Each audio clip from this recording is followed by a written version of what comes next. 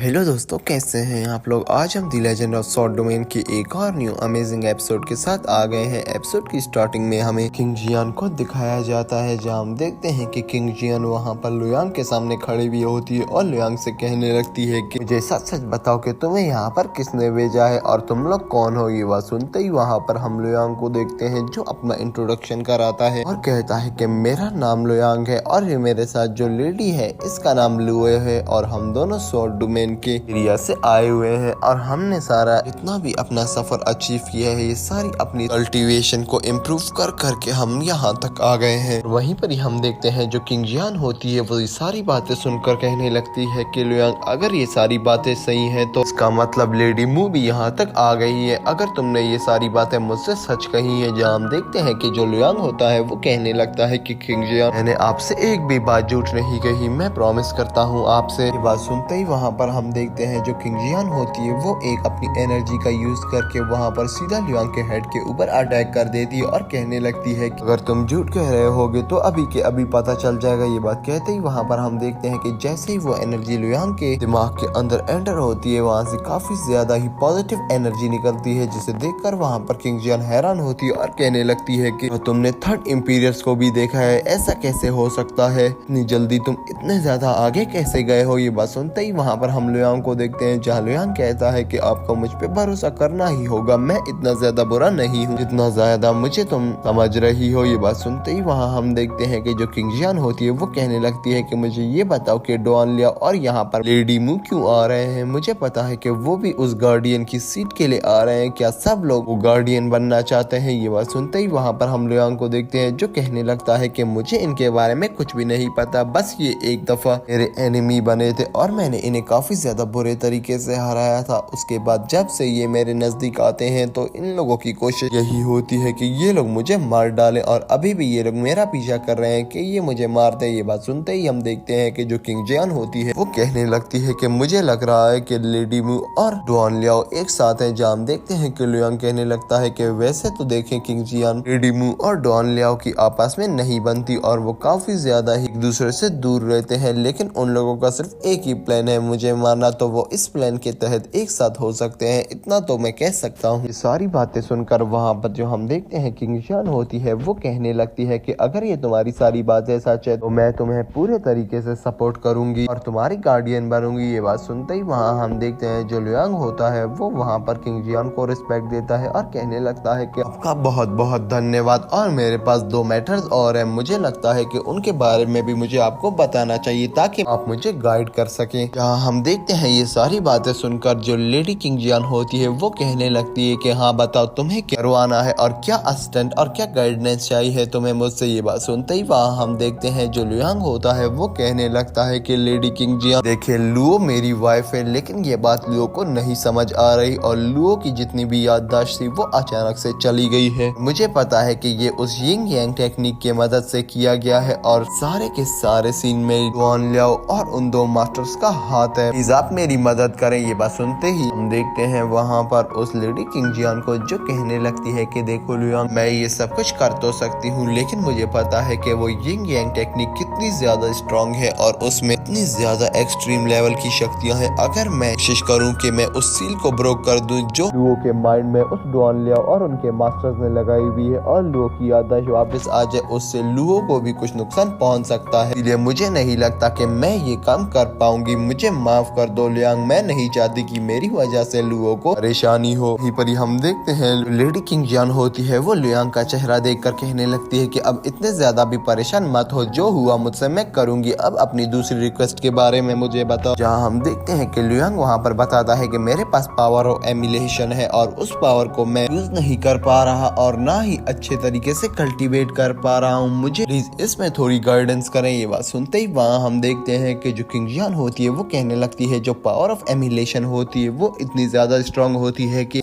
कोई ना कोई एक्सटर्नल फोर्स चाहिए होती है जिसकी मदद से वो अपने आप को थोड़ा बहुत खुश कर सके और अपने आप को रिफाइन कराने में मदद करे। ये बात सुनते ही वहाँ हम देखते हैं किंग जियान होती है जो लुयांग को और बताती है कि तुम्हें इस फाइनिंग प्रोसेस में काफी ज्यादा पावर चाहिए होंगी, क्योंकि ये पावर ऑफ एमुलेशन किसी भी बच्चे का काम नहीं है, इसको रिफाइन करना, खासकर अगर ये एक्टिवेट हो गई तो इसकी पावर को कंट्रोल करना इतना ज्यादा आसान नहीं है जितना ज्यादा आसान लग रहा है। ये बात मेरी सुन लो, मैं तो तुम्हें पावर्स नहीं दे सकती और ना ही मैं तुम्हारी कोई और मदद कर सकती हूँ, लेकिन मैं इसमें तुम्हारी एक गाइडेंस ये कर सकती हूँ कि मैं तुम्हें सारा मेथड बता दूंगी रिफाइनिंग का, लेकिन पावर्स और बाकी सब चीजें तुम्हारी ही यूज होंगी क्योंकि तुम ही इस चीज को रिफाइन कर रहे हो और तुम ही अपने आप को पावरफुल बना रहे हो। ये बात सुनते ही वहाँ हम देखते हैं कि जो लुयांग होता है वो काफी ज्यादा खुश हो जाता है और कहने लगता है कि मैं आपकी इन सारी बातों पर अमल जरूर करूंगा। ये बात सुनकर वहाँ पर जो किंगजियान होती है वो कहने लगती है कि ये सारी माइंड टेक्निक्स है, मैं इन सब में तुम्हें असिस्ट करूंगी, लेकिन फिर भी मैं तुम्हें एक बात बता दूं कि जो रिफाइनिंग प्रोसेस होगा पावर ऑफ एमिलेशन का वो 30% होगा और 30% ही चांस है तुम्हारे पास कि तुम इसकी पावर्स को रिफाइन कर सको और 20% इसी में फेल हो जाते हैं और ये पावर ऑफ एमिलेशन उल्टा ही उन्हीं की बॉडी में घुस के उनकी बॉडी में भी जितनी एनर्जी होती है उसे भी डिस्ट्रॉय कर देती है और सारी की सारी एनर्जी अपने अंदर एब्जॉर्ब कर लेती है। तो अपना फोकस सिर्फ रिफाइनिंग प्रोसेस में रखना और जितनी एनर्जी हो सके उस सबको कंबाइन करके यूज करना। ये सारी बातें सुनकर वहाँ पर हम देखते हैं जो लुयांग होता है वो कहने लगता है कि आप बिल्कुल भी चिंता मत करें लेडी किंगजियान, मैं आपके साथ हूँ, बस आप मुझे इस सारे प्रोसेस में गाइड करें। ये बात सुनते ही किंगजियान कहती है कि ठीक है आ जाओ अब स्टार्ट करते हैं। ये बात करके दोनों ही वहाँ पर बैठकर उस रिफाइनिंग प्रोसेस को स्टार्ट कर देते हैं। तभी हम देखते हैं कि वहाँ पर गाइडेंस के लिए वो लेडी किंगजियान लुयांग के ऊपर खड़ी हो जाती है और हम देखते हैं कि लुयांग वहाँ पर उस एनर्जी को रिफाइन करने के लिए बैठ गया होता है, जहाँ लेडी उसे कहने लगती है कि देखो एक मैं तुम्हें टिप दे रही हूँ कि इस एनर्जी को कोशिश करो अपनी फिंगर से ही कल्टीवेट करो और फिर अपनी आहिस्ता आहिस्ता करके बॉडी में एंटर करना स्टार्ट करो। ये बात सुनते ही लुयांग बिल्कुल वैसा करता है, मगर यहाँ पर हम देखते हैं कि लुयांग की जो एनर्जी होती है वो वहाँ से रिलीज हो जाती है और वो सारी की सारी पावर ऑफ एमिलेशन लुयांग की बॉडी में एंटर कर जाती है और तभी हम देखते हैं कि लुयांग को वहाँ पर काफी ज्यादा पेन होना स्टार्ट होता है। तभी लुयांग चिल्लाता है, जिसे सुनकर वहाँ पर जो साइड पर लुओ बैठकर कल्टीवेट कर रही होती है उसे समझ आ जाता है और लुओ उठती है, सीधा लुयांग के पास भाग रही होती है उसे बचाने के लिए और उसकी मदद करने के लिए ताकि वो कुछ एनर्जी वहाँ पर लुयांग को दान कर दे और लुयांग को पावर ऑफ एमिलेशन के रिफाइनिंग प्रोसेस में मदद करा सके। लेकिन हम देखते हैं कि जैसे ही वो आगे बढ़ रही होती है वहीं पर ही किंगजियान कहने लगती है कि लुओ गलती से भी आगे मत बढ़ना और इसकी पावर इन्वॉल्व मत होना, ये सारे के सारे प्रोसेस इसको अकेला ही करना है और अगर इसके प्रोसेस में कोई दूसरा शामिल हुआ तो ये सारी की सारी इसकी मेहनत जाया हो जाएगी, तो इसीलिए इसको ये कल्टीवेशन करने दो। ये कहते ही हम देखते हैं जो लुयांग होता है वो वहाँ पर उस कल्टीवेशन को कर रहा होता है, वो भी काफी ज्यादा अच्छे तरीके से। कहते ही वहाँ पर हमारा सीन शिफ्ट होता है, अगले सीन में हमें गोआन को दिखाया जाता है जो कहने लगता है कि लुयांग और लुओ मैं तुम लोग को नहीं छोड़ूंगा, तुम लोग मुझे यहाँ पर अकेला छोड़ के गए हो, तुम लोगों ने मेरे साथ गद्दारी की। ये बात सुनते ही सामने की तरफ हमें फाइट दिखाई जा रही होती है उस यंग मास्टर की और वहीं पर ही उस सीनियर लेडी की, जहाँ हम देखते हैं कि वो सीनियर लेडी काफी ज्यादा पावरफुल होती है और वो अच्छे अच्छे अटैक का यूज करके वहाँ पर यंग मास्टर को अपने पास भी नहीं आने दे रही होती, जहाँ हम देखते हैं कि यंग मास्टर उन सारे अटैक्स को देखकर कहने लगता है कि तुम्हारी स्ट्रेंथ तो काफी ज्यादा कमाल की है, लेकिन मैं तुम्हें बता दूं कि इतनी आसानी से मैं भी यहाँ पर हार नहीं मानने वाला। ये कहते ही वहाँ हम देखते हैं कि जो यंग मास्टर होता है वो वहाँ पर अपनी ड्रैगन स्पिरिट को निकाल लेता है और सीधा अटैक करा देता है उस सीनियर लेडी के ऊपर, जहाँ हम देखते हैं कि सीनियर लेडी को वो अटैक काफी बुरे तरीके से हिट करता है और सीनियर लेडी जाकर साइड पर गिर जाती है और उस गिरने की वजह से वो काफी ज्यादा घायल हो जाती है और गुस्से में भी आती है, जहाँ वो कहने लगती है कि मैं इसे अब नहीं छोड़ने वाली। ये कहते ही वहाँ पर वो अपने एक स्पिरिचुअल एनर्जी पावर्स को एक्टिवेट कर देती है, वो भी अपनी उस बर्ड स्पिरिट को निकाल देती है, जहाँ हम देखते हैं कि उस बर्ड स्पिरिट के बीच में और ड्रैगन स्पिरिट के बीच में काफी ज्यादा ही अमेजिंग फाइट होना स्टार्ट हो जाती है। लेकिन हम देखते हैं कि जो ड्रैगन स्पिरिट होती है वो पावरफुल होती है और वो सीधा जाके उस बर्ड स्पिरिट के ऊपर अटैक करती है और उसे अपने कंजे में फंसा लेती है। लेकिन हम देखते हैं कि वो बर्ड स्पिरिट अपनी चोंच से अटैक करके उस ड्रैगन स्पिरिट की पूंछ को काट देते हैं, जहाँ हम देखते हैं वो पूंछ जमीन पर आकर गिरती है और वो पूंछ वहीं पर ही एक स्वॉर्ड में कन्वर्ट हो जाती है। तभी हम देखते हैं कि वो यंग मास्टर उन सारे हेड्स का भी उपयोग करना स्टार्ट कर देता है और वो सारे के सारे हेड काफी ज्यादा ही शक्तिशाली होते हैं, जिनके अटैक की वजह से हम देखते हैं कि जो लेडी सीनियर होती है वो वहीं पर ही अपनी स्पिरिट से बाहर आ जाती है और नीचे आकर गिरकर ये कहने लगती है कि इसका मैं क्या करूं, और अब तो मैं घायल भी हूं, मैं कुछ नहीं कर पा रही, मुझे इसको हराना ही होगा, लेकिन इस हालत में तो मैं इसे नहीं हरा सकती, मुझे किसी भी अटैक को यूज करने से पहले कुछ समय चाहिए होगा ताकि मैं अपने आप को हील कर सकूं और यही समय है कि मैं यहाँ से निकल लूं। ये कहते ही वहाँ पर हम देखते हैं कि जो लेडी होती है वो यहाँ से निकलने के लिए सीधे की तरफ भागती है और वो जैसे ही जा रही होती है वहीं पर ही वो यंग मास्टर अटैक करके वहां पर उस लेडी को नीचे गिरा देता है और कहने लगता है कि क्या हुआ और भाग क्यों रही हो, अभी तक तो तुमने मेरी रियल स्पिरिचुअल पावर देखी ही नहीं है। जहां हम उस लेडी को देखते हैं जो कहने लगी है कि तुम्हें क्या लग रहा है कि इतनी जल्दी मैं हार मान लूंगी और तुम मुझे हरा दोगे, ऐसा नहीं होने वाला। बात सुनकर वहां पर जो यंग मास्टर होता है वो कहने लगता है कि इस लड़के की बॉडी इतनी ज्यादा शक्तिशाली नहीं थी, इसीलिए अब मैं तुम्हारी बॉडी में अपनी सोल को ट्रांसफर करने वाला हूँ, वो भी उस लाइफ व्हील के जरिए, और हमें बस सिर्फ एक वाटर रिवर की जरूरत होगी। जल्दी से वहां पर चलो और तुम्हें इतनी तकलीफ भी नहीं होगी, तुम्हारी बॉडी में मेरी इतनी पावरफुल सोल चली जाएगी और तुम्हें क्या चाहिए। ये बात सुनकर वहां पर हम देखते हैं कि वहां पर जो लेडी होती है वो वहां अपना एक अटैक कर देती है सीधा यंग मास्टर के ऊपर और यंग मास्टर से कहने लगती है कि इतनी आसानी से तो मैं तुम्हें अपनी बॉडी नहीं दूंगी। और तभी हम देखते हैं यंग मास्टर भी गुस्से में आ जाता है और काफी ज्यादा स्पिरिचुअल पावर्स और डार्क एनर्जी को हिलाकर अटैक कर देता है। और तभी हम देखते हैं कि उस अटैक से वहां पर उस सीनियर लेडी को कुछ भी नहीं हो रहा होता। तभी वो खुद आगे बढ़ता है और अपने हैंड की मदद से सीनियर लेडी की बॉडी में जितनी भी एनर्जी होती है उसे बाहर निकालता है और उसकी सोल को भी बाहर निकाल के अपनी सोल को इंटर करने की काफी कोशिशें कर रहा होता है। जहां हम देखते हैं कि उस लेडी को वहां पर काफी पेन होना स्टार्ट हो जाता है और वहां हम देखते हैं कि उस लेडी की आखिरी सांसें होती है। लेकिन तभी बीच में गुआन की एंट्री होती है जो उस यंग मास्टर को एक शॉर्ट अटैक से मारकर पीछे की तरफ फेंक देता है। जहां हम देखते हैं कि यंग मास्टर चिल्लाने लगता है और कहता है कि मेरी हेवनली सोल काफी ज्यादा पेन में है। लेकिन हम देखते हैं वहीं पर ही गुआन आगे की तरफ बढ़ता है और उसे कहता है कि अब तुम मरने वाले हो। ये कहते ही वहां पर वो उसकी सोल को वहीं पर ही डिस्ट्रॉय कर देता है। दूसरी तरफ हम देखते हैं कि जो वहां पर सीनियर लेडी खड़ी भी होती है वो वहां से चली जाती है बिना कुछ बोले और बिना कुछ देखे। तभी हम देखते हैं गुआन कहने लगता है कि मुझे लुओ और लुयांग तुम लोगों को मिलना है, कहाँ हो तुम लोग, और वो इमोशनल हो जाता है। अगले सीन में हमें लुयांग को दिखाया जाता है जो अभी तक अपनी बॉडी को कल्टीवेट कर रहा होता है और उस पावर ऑफ एमिलेशन को रिफाइन कर रहा होता है। जहाँ लुओ और किंग जियान उसे देखकर काफी ज्यादा इम्प्रेस हो गए होते हैं कि यहाँ पर लुयांग ने